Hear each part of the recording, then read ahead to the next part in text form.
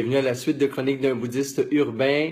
Eh bien, aujourd'hui, on va parler d'un principe qui est le wabi-sabi, qui est un principe qui va vous permettre, ou j'espère vous inspirer, à voir la beauté et la perfection dans vos imperfections.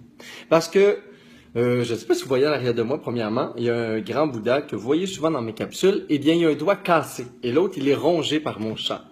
Et j'ai décidé il y a très longtemps de garder ce Bouddha-là avec moi parce qu'il m'est précieux, parce que dans son visage, dans sa posture, je retrouve le calme, la paix, la plénitude que le bouddhisme et la méditation m'inspirent. Il y a plein de gens qui me demandent pourquoi je ne l'ai pas changé à travers les années. Eh bien, justement, le principe de wabi-sabi, c'est celui-là. C'est l'art de la beauté, wabi, et sabi, c'est l'art, c'est plutôt l'usure du temps. Et l'effet du temps sur les choses, sur la nature, les cycles, les saisons et ainsi de suite. Et les deux ensemble forment ce concept qui nous apprend à voir la beauté à travers tout l'usure du temps, comme un vestige, comme un héritage, comme le passage de l'expérience. Et on est dans une société où on veut constamment performer, cacher les imperfections du corps, du visage, de notre caractère et de notre environnement. Et ça impose énormément de stress. Il faut toujours être mieux, plus en santé, manger meilleur, faire des meilleurs choix de consommation et ainsi de suite.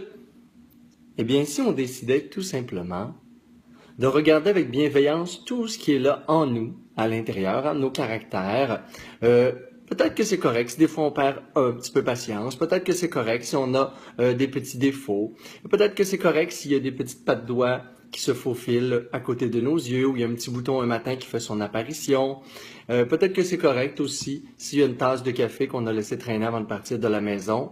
Toutes ces petites imperfections du temps sur nos murs, je vous invite aujourd'hui à le regarder différemment. Au lieu de lutter contre ça, de créer un stress puis une tension intérieure, essayez juste d'être conscient de ce que ça vous fait vivre quand vous êtes témoin de quelque chose, soit en vous, soit extérieur ou intérieur, dans votre personnalité ou extérieur sur votre corps, vos vêtements, ou dans votre environnement. Ces petites imperfections, ces petits témoins de l'usure et du passage du temps et de la vie, essayez de les voir avec davantage de bienveillance, d'accueil et même essayer de percevoir à l'intérieur de ça toute la beauté de la vie, de l'existence.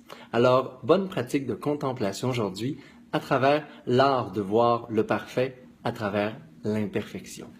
Namasté tout le monde!